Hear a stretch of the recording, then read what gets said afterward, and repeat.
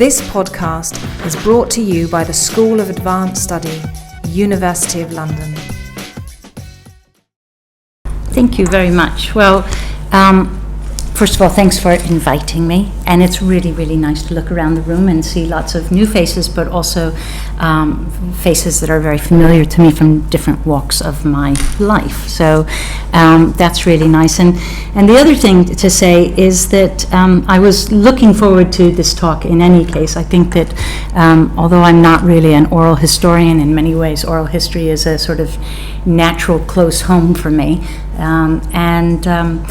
Some of you might know, I think, I know that some of you know that 2 weeks ago we had a book launch for this book and the book of Corin Squire, which has just come out.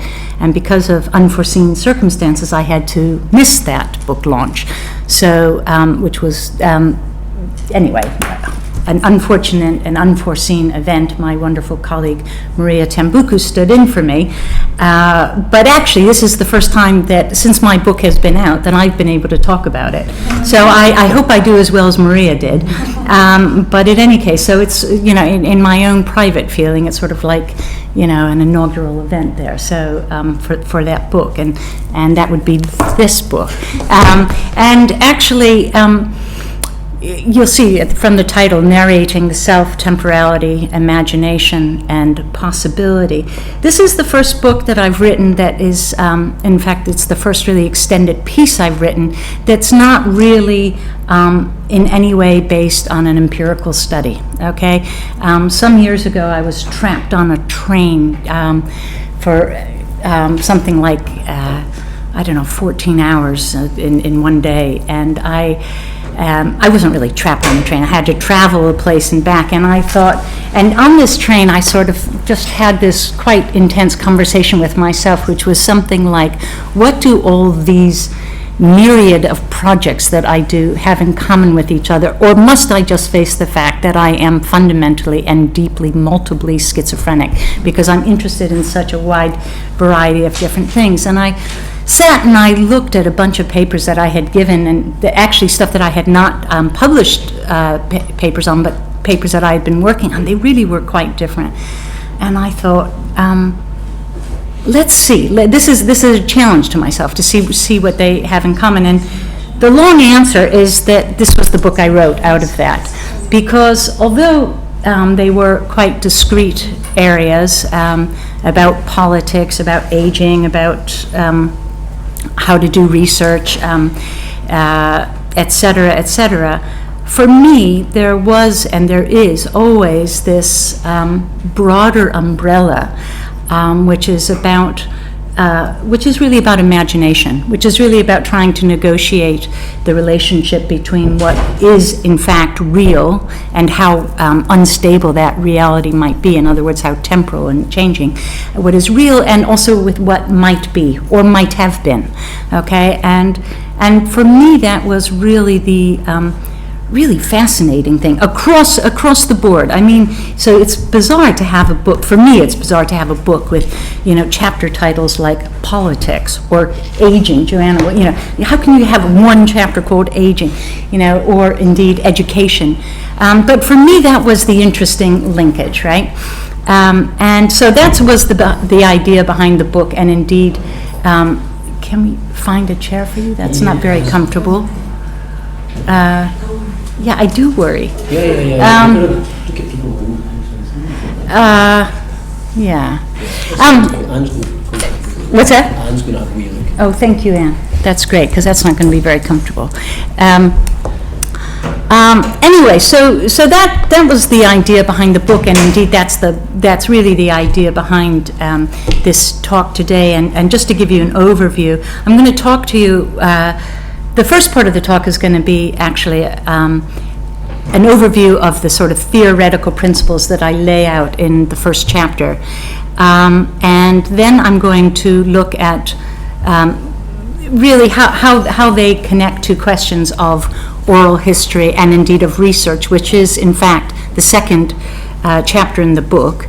And then finally, the more fun part, I hope, is that I've chosen 4 different extracts from different research projects I've done, and I hope together we'll sort of look and say, well, okay, that's all well and good, but how do these actually manifest themselves in different stories that we listen to in different kinds of settings? And I've chosen quite different settings for that. So, with all that, I think we can get started. Well, my opening proposition, as you will no doubt already have figured out, is that there is something very powerful about putting narrative and imagination together, okay? And that when we think about them, I'm going to have to put this more like this so I can have it. Is that okay? That in fact, even just a cursory thinking about narrative and imagination, it becomes immediately clear to us that they have a lot to do with each other. Indeed, it's not that they always have to do with each other. You can imagine narratives that are nothing about the imagined, and equally, you can imagine things which are deeply imaginary, pieces of art or whatever, that are not necessarily narrative. But when you take these two things together, it's a pretty powerful cocktail. And as I've written here, the nature of stories themselves are in fact imaginary, okay? That they might have to do with what is, quote, real, but as you'll see, I think, especially when I show you some extracts from my own research, that often when people are telling you a story, it's a story that makes sense only in relation to other stories that perhaps could have happened or didn't happen or one day might happen. In other words, quote, unreal stories. And equally, our imagination, if I ask you to think about a possible world, it doesn't always, but it oftentimes manifests itself in a storied form. And here, once in a while, I've peppered this talk with extracts from the book as well. So this is one. Unpacking the layers of meaning in narrative invariably leads to an encounter with the realm of the imagined. And I think here the critical phrase for me is the idea of layers of meaning, that in fact it's like an onion peeling. It's not, we are always in this process of negotiating different kinds of meanings, and indeed the meaning making and meaning construction itself is always changing, okay? Memories and dreams, that which could have happened, might have happened, still might happen, it's in relation to and sometimes in tension with the real that the power of story unfolds. So that's really my opening proposition. And there are many aspects of this proposition that one could focus on, but I basically focus on 3. And the first of these is the dynamic nature of the temporal. Okay, so you can never actually freeze time, even though we, in a sense, effectively freeze time when we tape record something, then all of a sudden it sits on our transcript exists on a piece of paper, but it's even how we make sense of those words itself changes over time. So we have this dynamic nature of the temporal. The mediation between this is what Sartre calls the real, the not real, and I put in parentheses, this is my addition, sometimes, but the sometimes not yet real. So that the idea of reality is itself really one which is highly contested. What is real at one particular point is not a forever real, and it only really derives its definition in relation to what is not real, or also in relation to what might be possible. So it's really like a quite sort of shady continuum there. And finally, the third area that I look at is the complexity of the construction of the other. And this is to say, and I'm going to look at this in other aspects of how does this manifest itself in our research, but obviously the idea when we are involved in interviewing other people, which is for many of us the currency that we deal in, we are in fact effectively using our imaginations to try to understand what they're saying to us. Very often we're told things which, are about experiences we have known, we have never been in ourselves, worlds we might never have been in, and indeed we are constantly, through our imaginations and through our lived experience, trying to make sense of who this other person is. Equally, they're doing that to us, and just to complicate matters, we are, of course, trying to imagine how they're imagining us, and using that as a mediating tool. So it's all quite we'll unpack that a bit more. It sounds rather, wheel within the wheel there. But I think for research purposes, it's quite important. So just to say a little bit more on each of the three of these, I think the idea of time traveling, and in an earlier rendition of this slide, I had, the Doctor Who TARDIS there, I think is very, very important when you think about narrative and imagination together, okay? And here I say, the and then of stories does much more than indicate a temporal ordering. It connotes some kind of humanly understandable connection, and there I'm borrowing from the work of Phil Salmon. But basically the point is that what's gone before, what's to follow, that these things somehow in our stories, by us bringing them together, we are saying they belong together. But actually what we bring together and what we think belongs together obviously changes over time, all the time, depending on both our own experiences, what's going on in the world. Sometimes we think that bits that were entirely irrelevant, like why did that person go down that road saying that, and all of a sudden you realize through your own life experience, all of a sudden the light bulb goes on and you think, oh yes, that's what it is, right? But it's not that what they've said has changed, it's that you can look back on that and all of a sudden it becomes fresh, etc. Again, you're going to see, and I think quite interesting example of this in one of the interview excerpts. But the whole idea here is that we are always, even though while we live in the present, that present is itself always shifting ground. And equally, that present is made up of a somewhat unstable past and future. When we think about ourselves as ending our days, as dying, we can ask ourselves, what kind of a life will we want to look back on? So you sort of project yourself into the future, and then you think, well, if I want to look back on a life that was full of adventure, I better get going on those adventures now, because they're not going to just happen, right? And we do this customarily all the time. Equally in just our mundane, everyday experiences. I meet somebody I haven't seen for 5 years, but immediately I bring up into my head, oh yeah, last time we went for lunch, no, I wouldn't really do this, but you didn't pay the bill, right? You actually bring with you into the present these experiences of the past. That's how we negotiate our time. So time is itself a very, very fluid currency. And again, as already alluded to, the idea that that even while we like to think of the real as something that is like this table, something that we can touch, it is itself something which is not really a stable construction. As I said earlier, what was real will not always remain so, and while new realities are constantly being born. So this is, and Sartre has written quite a lot about this. In fact, I would say that his work, and then as Mary Warnock translated it into English, these are amongst the most helpful and informative books on imagination. Sartre, it really launched Sartre's whole philosophical career. In his book, Being and Nothingness, was actually an exploration of imagination. And it's not surprising, actually, when you think about it. And philosophers have long been interested in imagination. Hume saying, nothing we imagine is absolutely impossible. Now that's really interesting. It doesn't mean that everything we imagine is possible, but it means if we cannot imagine it, it can't come into being.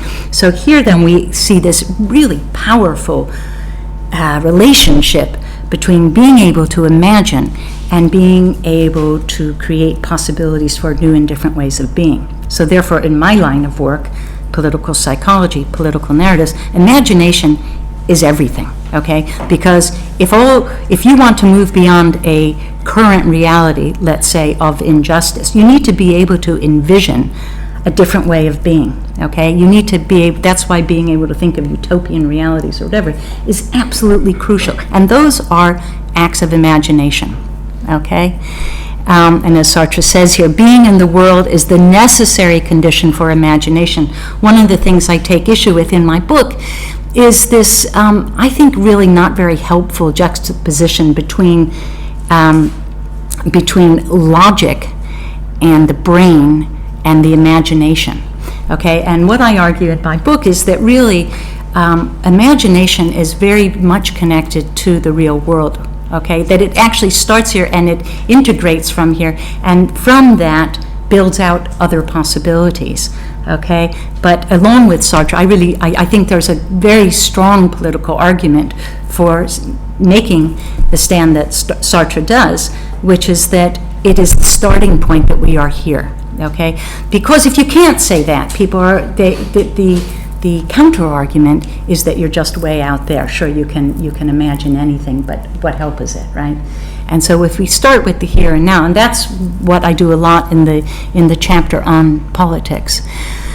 Okay, and the third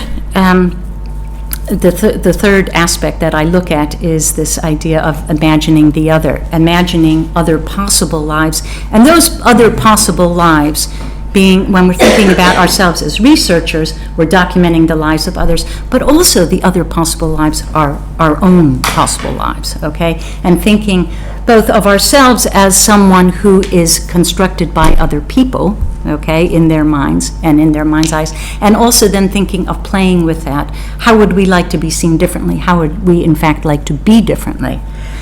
So, again, calling on a number of different philosophers, every one of us on this planet is an other in the view of others, and taking that quite seriously.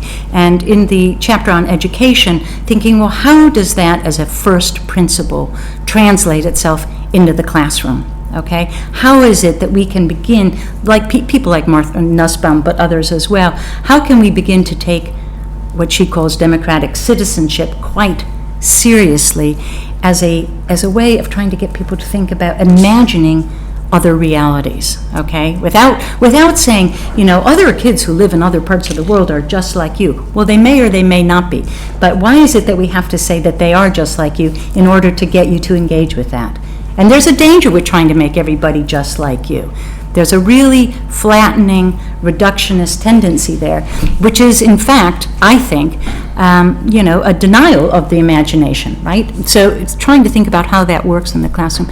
And then, as I say here, in addition to this very intense work about imagining others, we also, all the time, imagine how we are imagined by others, okay? What do you think they made of me, right? And we do things to try to modify that or to respond to that all the time, in our intimate conversations, in our public personalities, and certainly in our work as scholars and in our publications. Okay, so how does this relate to oral history then? Let me say here, I'm sort of trying to tailor-make this for here, but I think it does have a lot to do with oral history. And here I'm specifically talking about personal testimony and ourselves as people who sit around with tape recorders. I'll use that term, tape recorders, rather than other recording devices. How does this work about imagination and meaning what does that have to do with, what are the implications for oral historical work? Well, I think one of the key questions is, what is it that we see ourselves as doing? Now, if oral history, and you in the room perhaps are a lot better to critique this than me, there might be a lot more oral historians here. I'm not really an oral historian, but okay, let's say that oral history is, at least in some part, as I put here, an alternative source of documenting the past, of documenting something which actually happened. Okay, so in this sense, it has a focus on external, verifiable events. These things really happened, etc. But is that really all? I'm going to guess not, okay? I think that most people who sit and listen to other people's stories think that they're doing a lot more than simply gathering the facts, okay? I say there's always something more which we're after. Maybe I'm wrong about that. We can discuss that. But certainly in my interviews, it is a lot more than just the facts. They are the facts. I tend to interview people who are involved in historical ruptures and try to understand what their experience is like living through that. So I'm not just trying to find out, what happened when. I'm actually trying to understand more, what did it feel like, what did it mean to them to live through those changes, okay? And I think that a lot of people, and I think a lot of the best oral history work really is very deeply critical and self-reflexive about our job as listeners, okay? And our role in helping to produce that which we hear. And that we, yes, of course, we do emotionally engage with the people that we're listening to, right? We're not simply tabula rasa, etc. If you go along with those second and third points there, then I think it is pretty clear that the role of imagination is absolutely central for oral history work.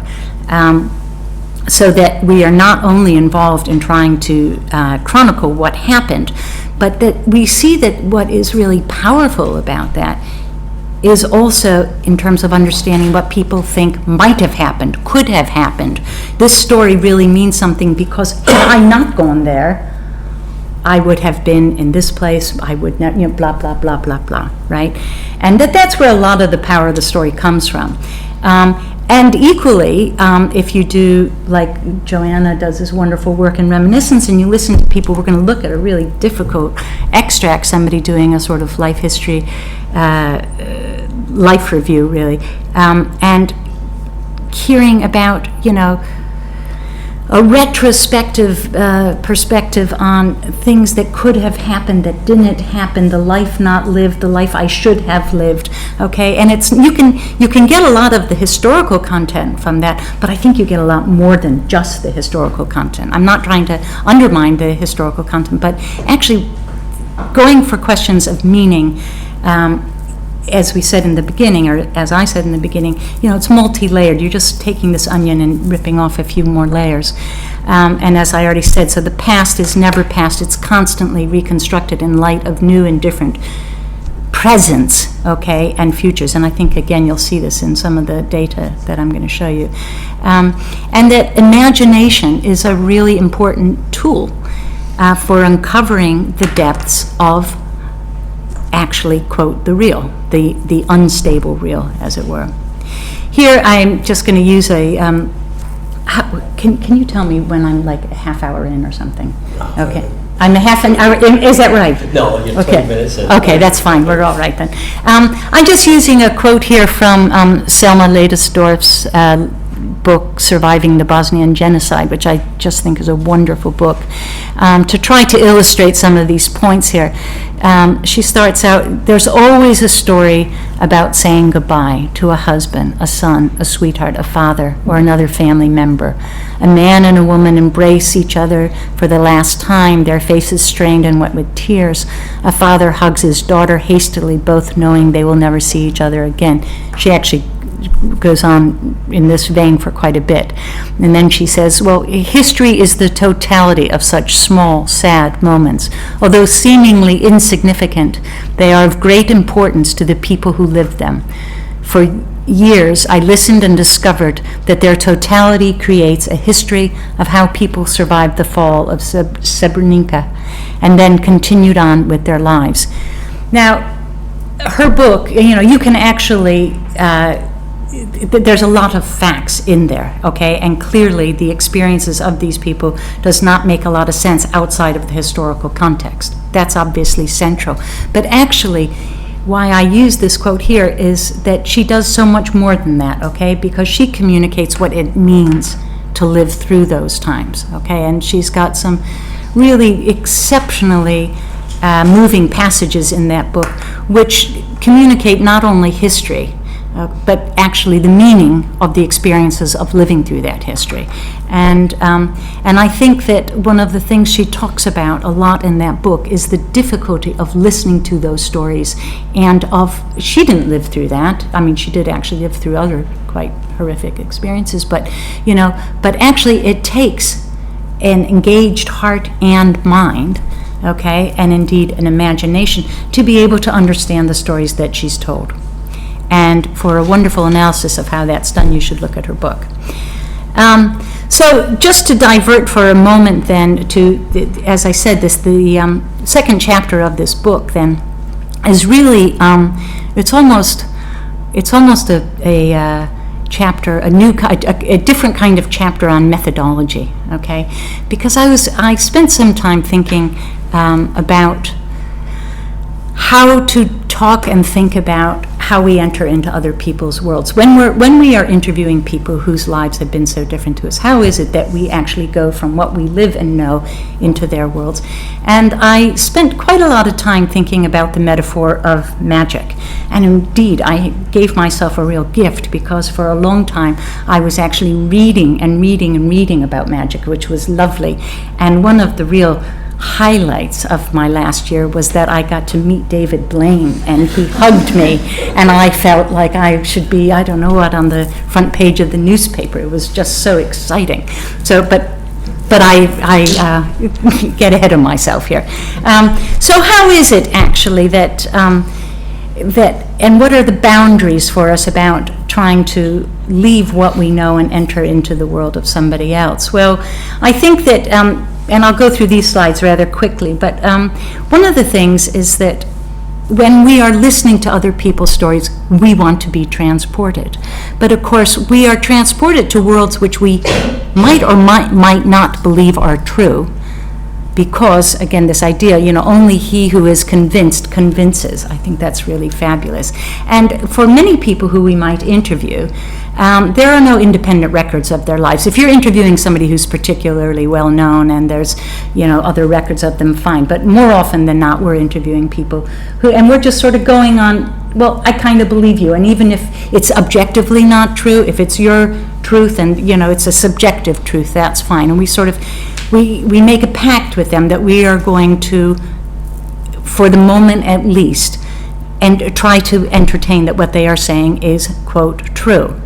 And this, I'm really sort of outlining here the contours of this analogy of with the world of magic. But I think that that part of it is that we're willing to do that because of the setting we're in, okay, which is a research setting, okay, and that it makes it kind of okay. Simply, also, like if you go to watch a magic show, where else in your life do you actually pay someone to deceive you? Okay, you don't. It's kind of strange. Okay, and actually, if they don't deceive you, if you can see them doing that magic trick, it's like, oh my God, give me back my money. I mean, this is so stupid. Anyway. So, in fact, you are in this setting where what you have promised to do is to go someplace with someone, psychologically, to enter their world. But of course, then later what happens is you step back out and you're this critical thinker, and you're like, well, did this really happen? So there's a bit of a tension there. And your ability to follow them clearly has something to do with how well they perform that story. Okay, if they do all sorts of things that, stuff that we teach our students all the time, look at body language, look at this and this, if they either bring you with them or they don't. Okay, and part of that is how convincing they are, how engaged they are, how real that reality seems to them. Okay, and part of that, of course, has to do with what an accomplished storyteller somebody is. And we, as researchers, as I said, kind of promise to go with them at least for a little while.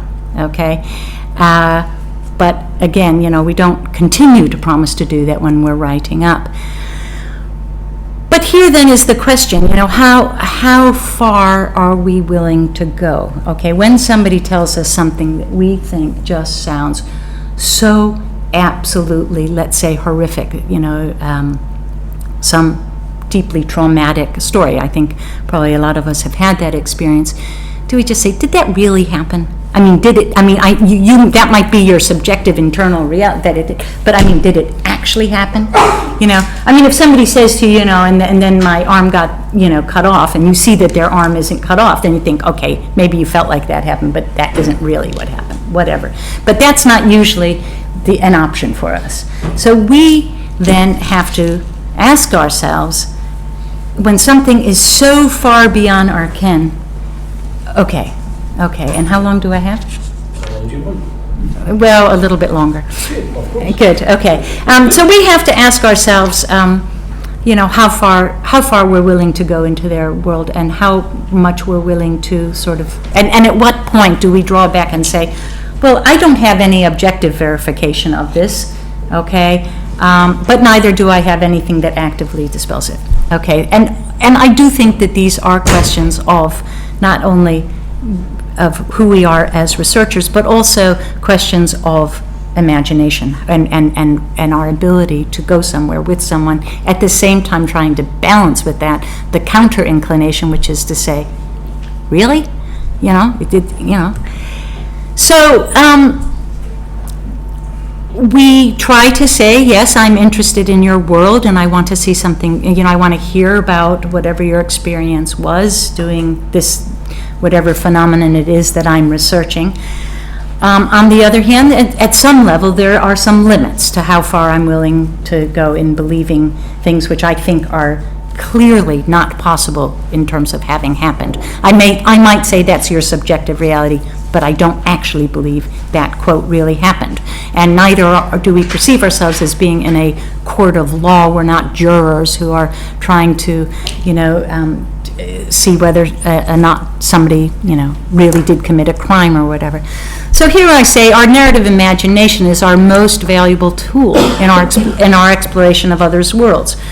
It helps us in seeing beyond the immediately visible, and it, of course, is the central thing which allows us to imagine other possible lives.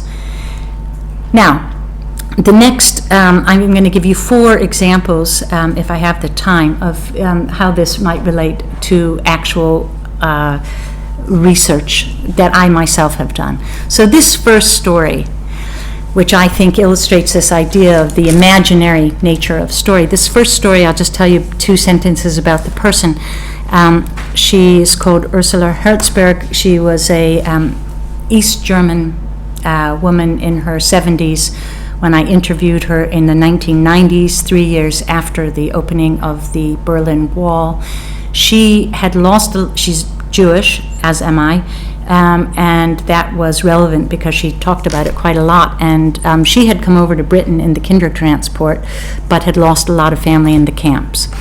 And she talked about being in Britain and being persuaded to move back to East Germany to help rebuild East Germany. Now, we all know what happened to East Germany, right? It was later deemed a failed experiment. And here I am interviewing her in one of the most difficult interviews I've ever had in terms of my challenge to take seriously what she's saying about her life and not try to, whatever, quote, cheer her up and say, oh, really, it's all okay, So this is her talking to me about her decision, her very, very reluctant decision to move back to East Germany.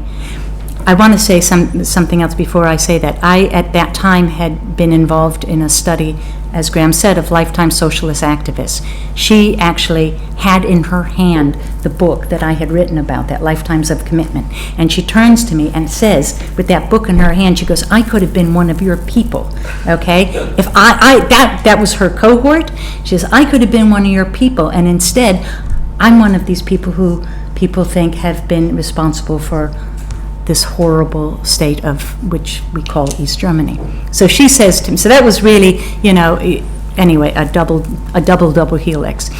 It was not easy to take this step for me because I knew what had happened in Germany. I was Jewish. I knew my mother would probably be missing, not be there anymore. I had had some experience with the Nazis until I was 17. I found it very, very difficult emotionally to return to that country voluntarily. But on the other hand, we were told by our comrades, who else would be there to reshape Germany and rebuild Germany if it's not these few anti-fascists who survived or came out of the concentration camps, because the majority of the Germans had been with Hitler and supported him. And for that reason, I thought it was my duty to return to this country. So I returned. I spent 50 years of my life on the wrong horse. Socialism doesn't work the way I thought it would work. You see, it doesn't work. That's why I say I put myself on the wrong horse. Bitterness was for a long time my feeling. I was absolutely bitter after these changes. Usually I thought to myself, my God, you have wasted absolutely wasted your whole life, 50 years of your life. You could have done all sorts of things. I would never have returned to Germany from England if I had known what was going to happen 40 or 50 years later. I certainly would not have returned. I think I could have been a progressive person and worked for progress wherever, in England, wherever. I certainly wouldn't have gone back to Germany. I am gradually overcoming this feeling of bitterness, of having wasted a whole life for nothing. I can't see a role for myself much, really. I'm 70 years old now. I'm glad I'm old now. I wouldn't like to be young again. Enough is enough. It was just, it's really unbelievably heartbreaking. Now, if you see the title I gave that, The Self I Might Have Been Had History Been Different, right? It's actually, if I could go back there and make that decision again, if I had known what was going to happen, this is that time traveling that I'm talking about. And her actually revisiting that past and it having a very, very different meaning because, of course, what turned out to be the case, okay? I'm going to throw these out here and because they're different kinds of examples and I want us to have a chance to talk about them. This is a very different example. This is a interview with a woman called Elizabeth Wilson, one of the British socialist. This was in the middle of the 80s. She was one of the founders of Oxfam. And she just threw out this story, but I think it's a wonderful story. She was trying to explain to me something about who she was. And she always had these quite incredible ways of telling these stories about almost alternative stories, in a sense. So this is a dream, she tells me. I was in a little boat, just a little lug sail. It was a tiny little boat, and it only got one sail. I was setting sail across the sea on my own. On my right, there was a huge steamer, and everybody on board, they were dancing and going together. They were having a merry time. I didn't want to go on that steamer. I didn't want to go on that steamer. She said it didn't belong to my type of thinking at all, but I was really quite terrified of setting out in this little lug sail. I realized that that's what I was doing and the sort of person I was, and you couldn't be other than that. Now, in terms of our question of, what's real and what's not real, as I say here, this is the storied imagination. This is a dream, okay? She never was in that sailboat. There was not that steamer.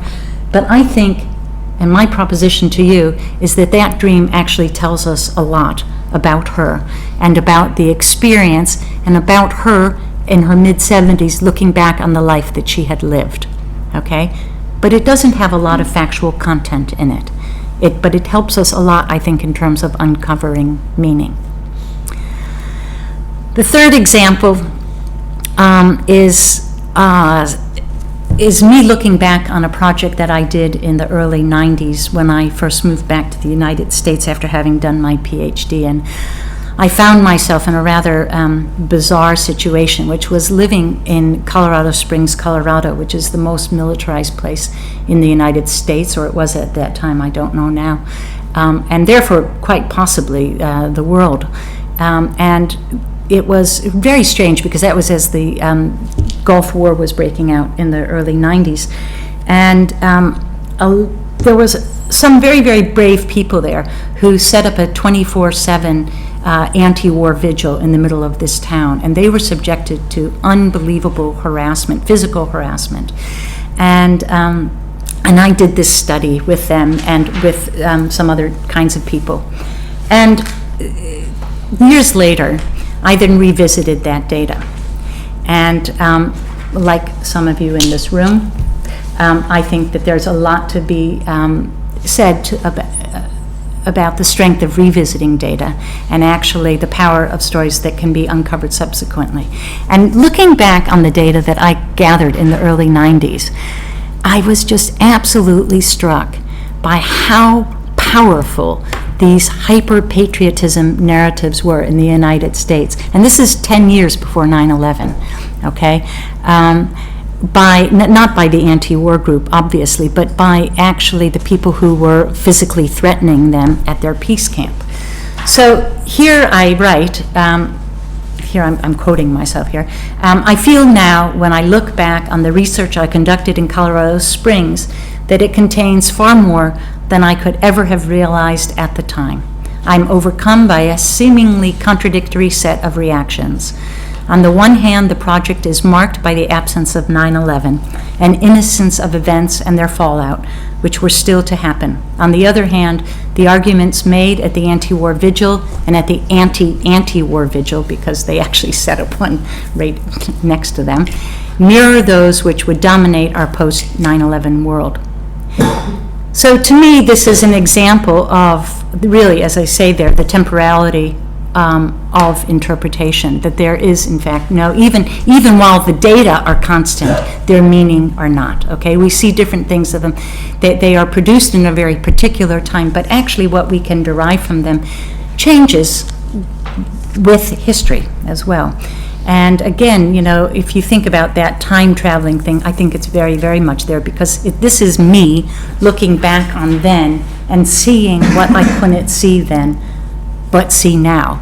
And actually, it does say something about the power of our work as people who do these kinds of recordings, because it really gave pave to the lie of George Bush that the reason for this hyper-patriotism was because of 9/11, because they were doing it back then as well, okay?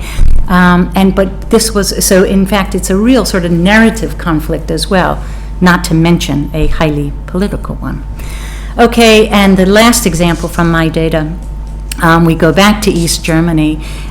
This is an excerpt from a woman called Ruth Reinecke. It was then in the 1990s and is still an actress with the Maxim Gorky Theater in Berlin. And she here is talking about the November 4th demonstration, November 4th, 1989, which, as you might know, was the demonstration which basically preempted the fall of the Berlin Wall 5 days later. And Ruth Reinecke and some others were key actors in organizing this demonstration. And so I asked her about the experience. This is me interviewing her in the 90s.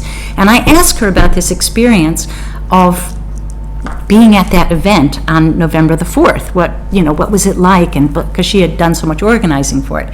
But of course, she's an actress, and that day they had a matinee, okay? And if you know something about East Germany and the theater there, especially in those heady, politicized days, the theater was really one of the only places where you could have these highly politicized talks, and they happened through the vehicle of talking about theater.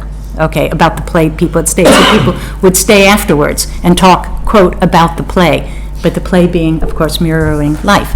So this is Ruth Reinecke. She says, we had to leave the demonstration early because we had a performance at 3 p.m. in the theater. We didn't have the feeling that we were going to work. The people on the stage, i.e. us, and the people who were in the audience, it was as if we were acting on Alexanderplatz, which is where the demonstration was. Everyone was listening to the demonstration on the radio, and this I just love. One character in the play has a portable radio she listens to all the time in the context of the play, okay? Who listens to all the time in order to separate herself from all these horrible adults. And of course, this character, right, this person, was listening to the transmission from the demonstration on Alexanderplatz, okay, so in this theater. That was a special situation. We felt like we were on cushions of air, okay? And I think this is just incredible that, here they are, and there's this play, and the way that they are hearing the, quote, reality is as this character in the play is using the radio to transmit into the theater the actual live footage from Alexanderplatz. So I think, again, we see this really interesting relationship between what is real and what is fictional, and places where we can talk about that. Well, I started with Sartre, so we'll finish with him as well. He always won for time traveling. He describes himself as, I looked at my would-be narrative through future eyes, and it appeared to me as a touching and wonderful story that I'd lived for all mankind. I chose as my future the past of a great immortal, and I tried to live backwards. I became completely posthumous. Okay, and I just now will finish then with the ending in my book, and I'll just read that if that's okay. Contemplating the role of narrative imagination in everyday life brings us finally to the question of what it means to know our world. If we are to acquire an understanding about the meaning of our lives in the larger sense, we must have a way of moving beyond the current reality, even while being anchored within it. If we can abandon our paths of certainty and thus render ourselves vulnerable to new ways of knowing, we will not only be transformed in the process, but we can in our small way contribute towards creating new realities. This possibility of renewal and change is one of the greatest gifts of our narrative imagination. Thank you. Thank you.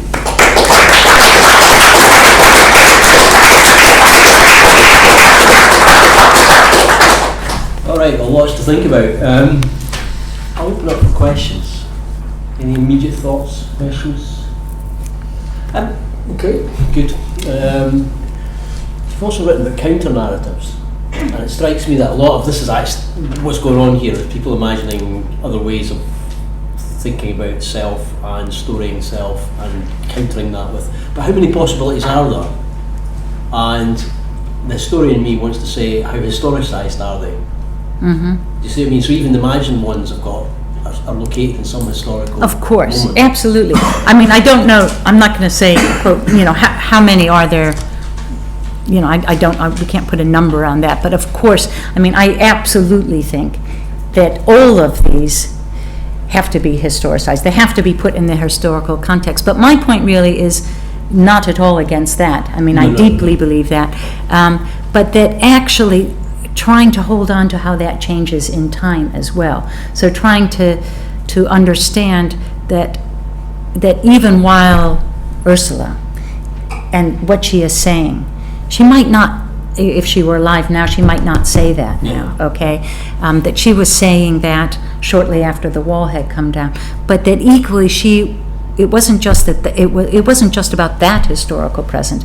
It was also bringing up other very traumatic past into that, and actually something that I didn't bring in here, but a whole chapter in here is about aging, okay? Yes. One of the critical points is that she identifies herself 2 feet on the ground as old, and as you saw, enough is enough, right? I am old, that is the end of my story, I do not want to start again, okay? So it's not just about history, it is, as you said in the introduction, also about her biography, about when that happened in her life. So it's, I think that you're absolutely right in that. I mean, But you're introducing to us the possible future history as well. Yeah, of course, absolutely. Exactly. Rings within rings, sure.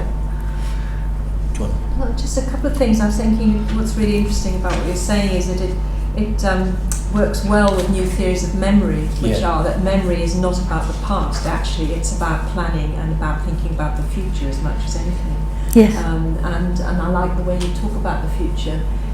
But I was also wondering about what you're having to say about subjectivity, because all historians go on a lot, or some oral historians go on a lot about subjectivity and intersubjectivity. And I like this way of thinking because you're talking about the other and positioning the other as somebody on their own almost out there who has to be understood. And that seems to me feels rather different to the language of subjectivity, but am I wrong there?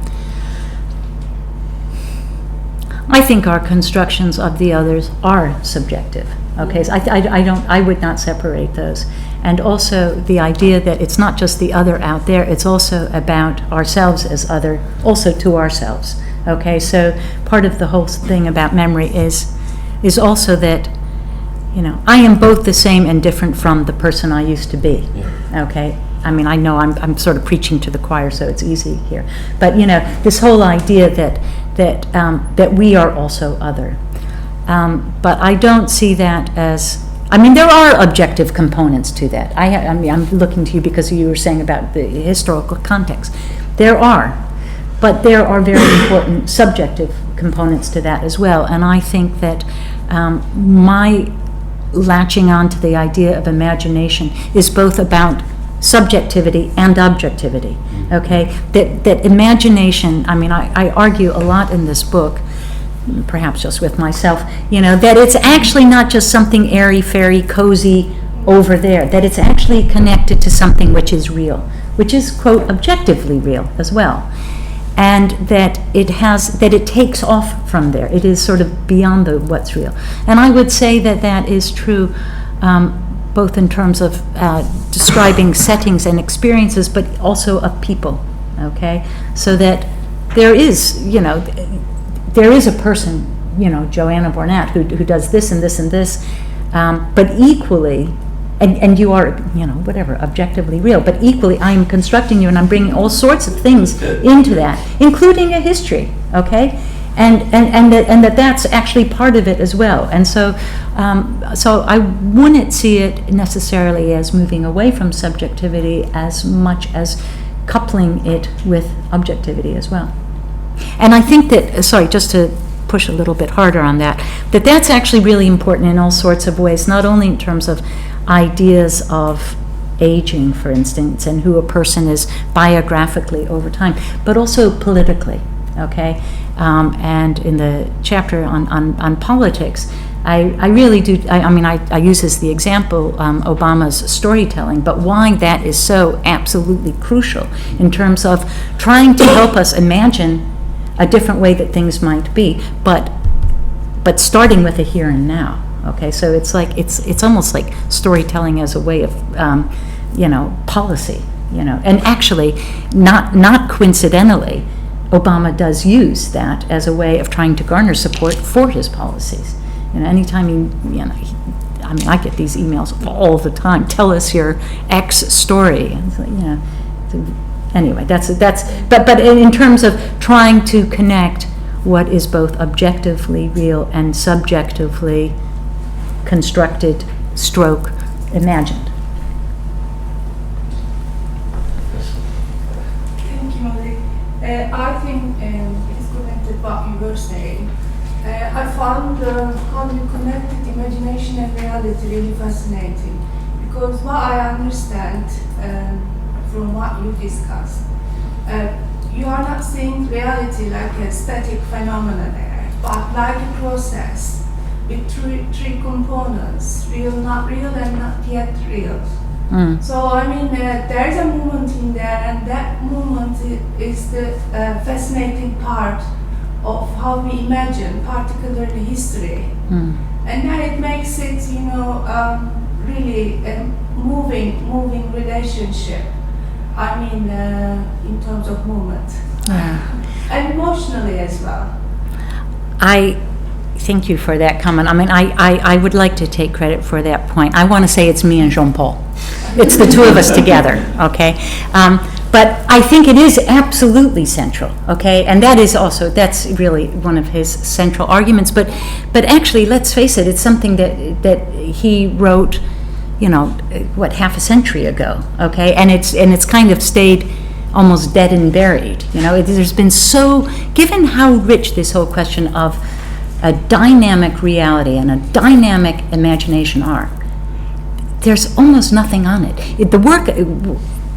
The work on imagination that's being done today is, I want to say, not even trying to be ironic, is utterly unimaginative. Okay, it is so. I engrossed myself in reading it for so long, and there are all these cognitive brain studies. Okay, which is just some dreadful stuff. Okay, and actually, just to counter that, there's a wonderful book which is called This is the Exception. Okay, which is a collection of some poets and other people talking about imagination. And I won't read that out loud to you because you can see it for yourself. But there are some, if you want to look where real work on imagination is being done, don't look at people who are sitting around doing research on it, And anyway, that's getting away from your point. But I think that this idea of what we are also doing as researchers, as scholars, when we are asking people to tell us about, quote, their reality, and trying to capture the dynamic nature of this, even when we can then ultimately have a transcript, which is, oh, thank God, it's not going to move. It's stable. It's there. But actually it isn't. That's the whole point. That's why I use that quote of me quoting myself about my work in Colorado Springs, right? Those transcripts, they're not the same anymore because 9/11 happened, okay? And no matter what, we can't unknow that, okay? And so I think you're exactly right, and I agree with you agreeing with me. Yeah, so it's like, well, it's really fascinating to talk, because that's sort of 5 jobs I think in my brain, where I'm sort of thinking of sort of all histories I've read, like each day, where I'm thinking, oh, this guy said this, but actually, like, same example from earlier, a guy was saying how he had a girlfriend before World War II, but he went off for 5 years, so she married a Canadian instead. And at the time, he might have been quite upset about it, but in the tape, it was like, yeah, it's fine, I've got another wife now, and all the men went away, so you can really expect girls to wait. Mm-hmm. But also, going back to the dream thing a few slides ago, she could have just might not even have had that dream like as she described it, because but when you have dreams, they're usually quite sort of fragmented and you fill in the gaps, or something really weird might have happened in it that she just left out, didn't have anything to do with anything else. So there's sort of a double thing there going on. Yeah, you're absolutely right. And actually this whole thing, did she have this dream? What objective verification do we have that she had this dream 65 years ago? Okay, we don't. But there's so much power in that story. And actually, for her, dreams are a real sort of trope. She actually describes several key things to me in terms of dreams. I never said, did you really actually have them? Oh, right. And some of them are so detailed. And she is just an incredibly eloquent, rich speaker, But what I do know is that those dreams and her descriptions of them really helped me get under the skin of what she was trying to tell me, Even if they didn't happen. Yeah. I think what you were just saying, Molly, wonderful, thank you. Nice to hear it from you, as having heard some of it through Maria when you couldn't be there.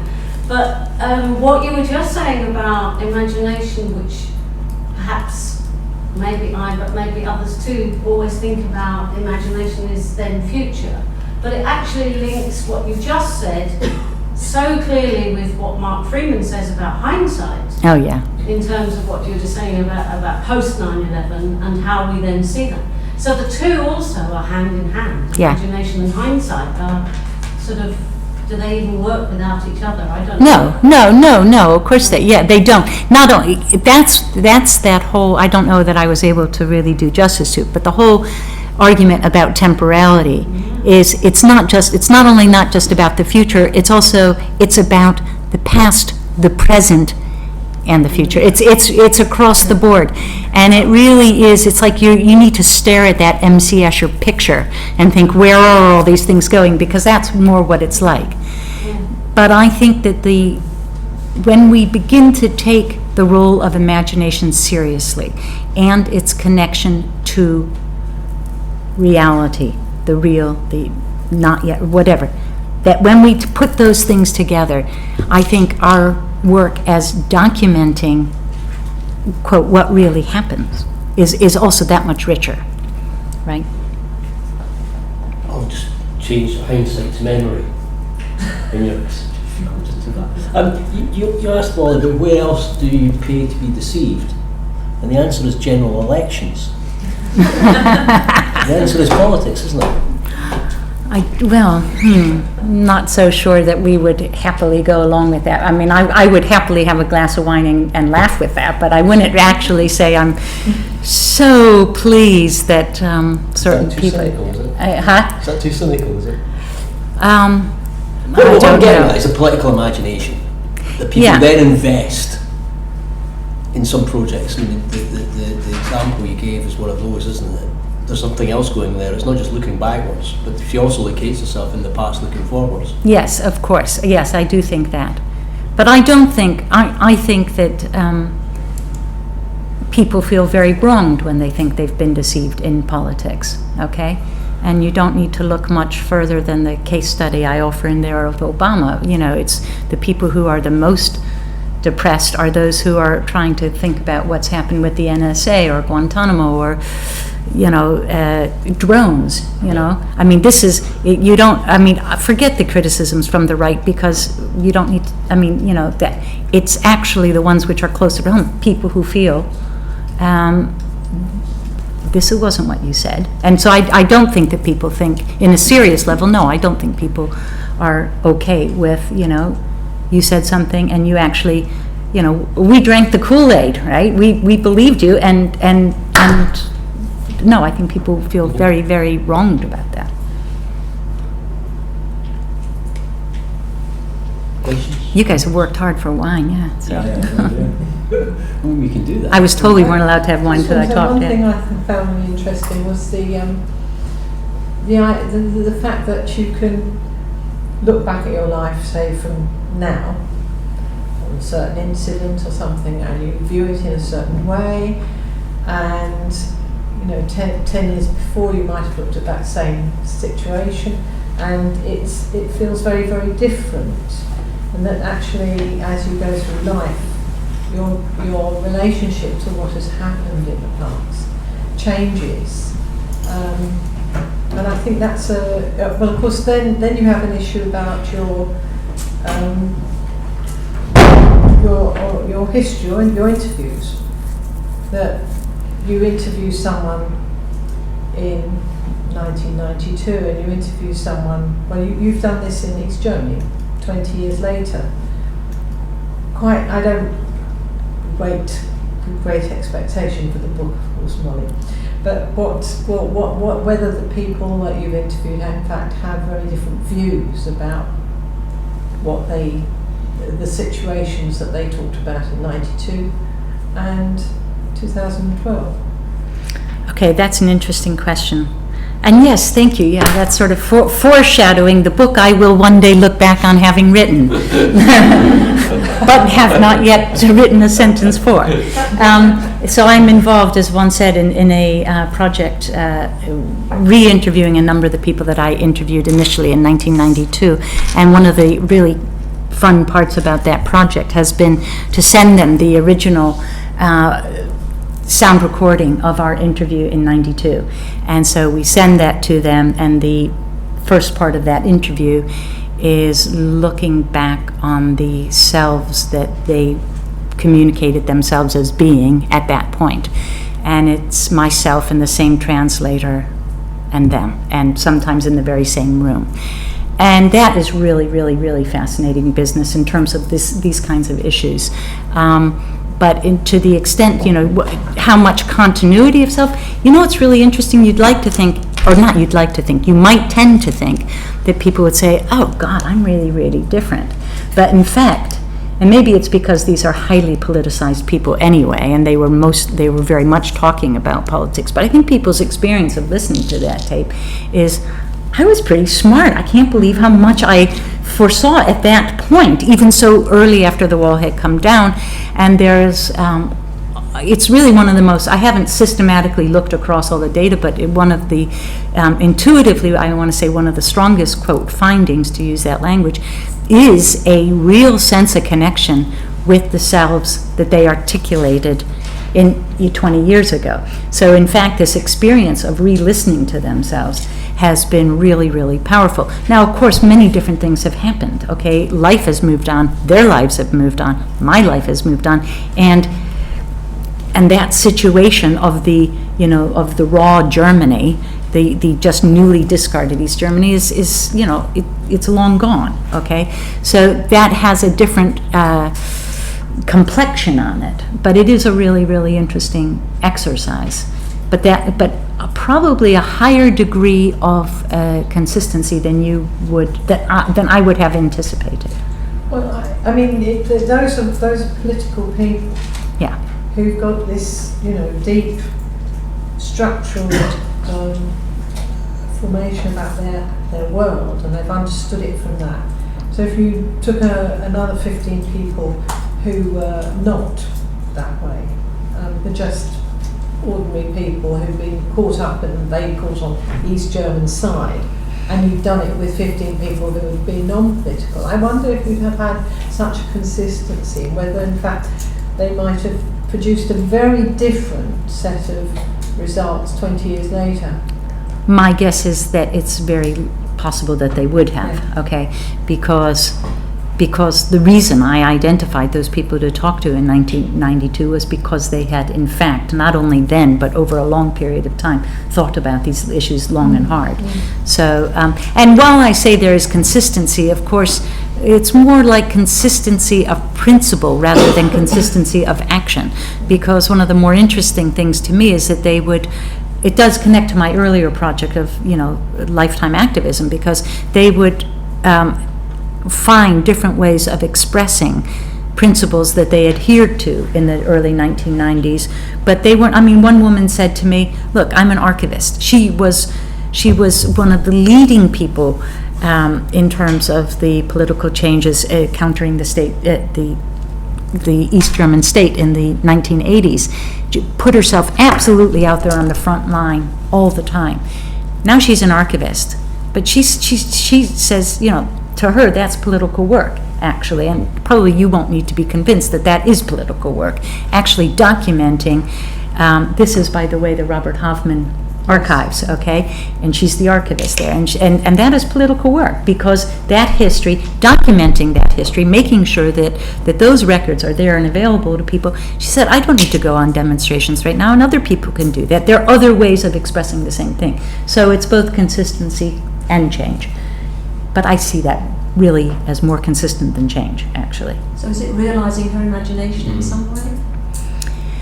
Yeah, there's a lot of things. I mean, it's not even one thing or another. One of the things, talk about objective, verifiable facts. One of the things I did before I re-met people after 20 years was I did something I don't think I've ever done in my life, which is I actually wrote up a little questionnaire, a biographical questionnaire. What are the key facts about your life that you think I should be aware of? Okay, and I put a number of things, where you've lived, your job, new people who have entered your life, significant people who've left your life, whatever. And you know what? This was really, really helpful, because how else would have I begun these interviews? You can't just take up where you left off. And in her case, one of her sons, who she had actually spoken about extensively in this 1992 interview, had been killed in an auto accident.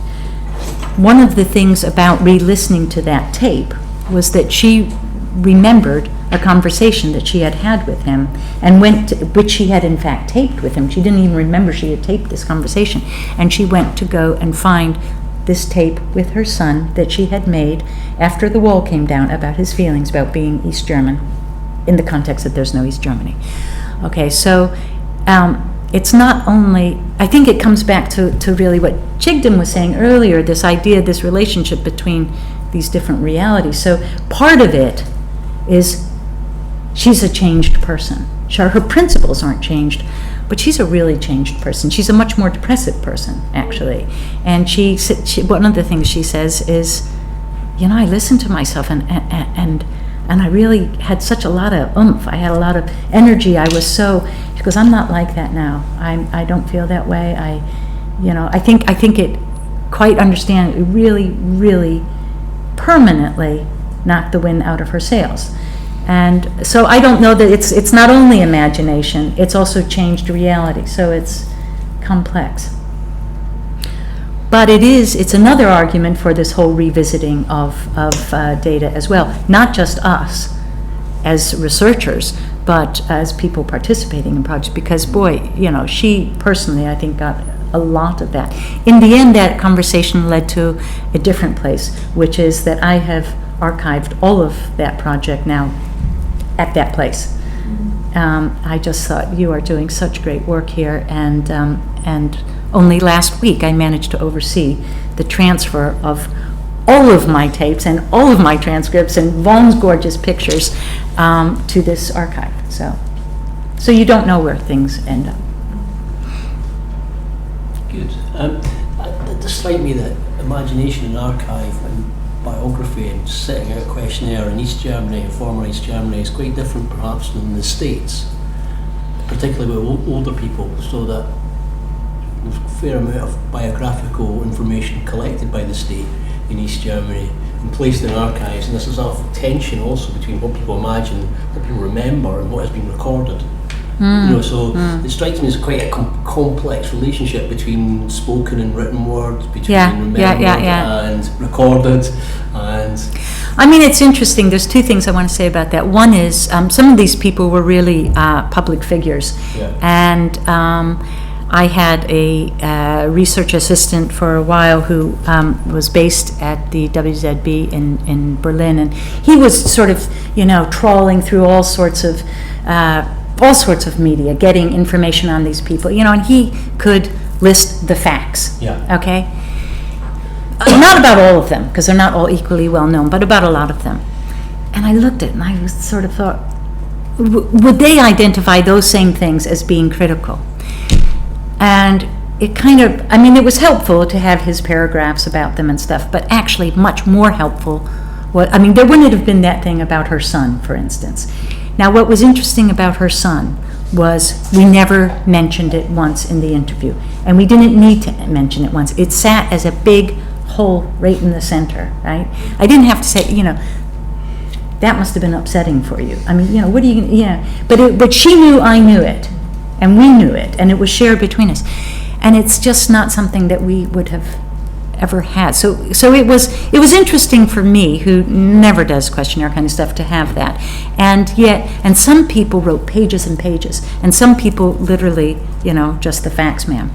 So that's one part. The other thing I want to say in terms of surveillance and the East German state was last week I spent a couple days in that same archive of Robert Hoffman in Berlin, and it's not only sound recordings, but it's also extraordinary photographic archive. And one of the things I saw, which was really eerie, were a number of photographs taken of my project participants by the Stasi. Okay, so I have wonderful pictures taken by Vaughn, and also I should introduce Vaughn here, Vaughn Elsa, who is part of my project here, but also pictures that people have given to us from themselves in the early 1990s. That's one thing. They know they're being photographed, and with Vaughn's guidance, I want to do it here. This has particular meaning, this painting, this tree, whatever.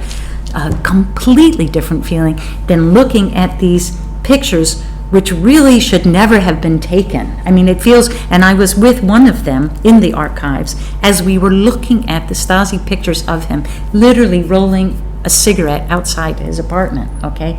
It just felt like, and we were just saying that, in a sense it's an innocuous picture, but by how innocuous it is also how lethal it is. And there were a lot of pictures like this of the people. So that was really interesting in terms of state surveillance. And it really feels very, very different to look at that picture than to look at pictures of him from that very same time. He looks the same. He's doing the same things. But it shouldn't have been taken, right? So it's interesting. Yep. And there is a lot of stuff now. They offer up stuff that that comes out of their Stasi files. And I've actually written before. In oral history, actually, about the relationship between their Stasi files and doing this kind of in-depth exploratory work. Okay, well, on that note, we'll finish up unless anyone's got any further questions or comments. No, well, thank you very much. Thanks. Yeah.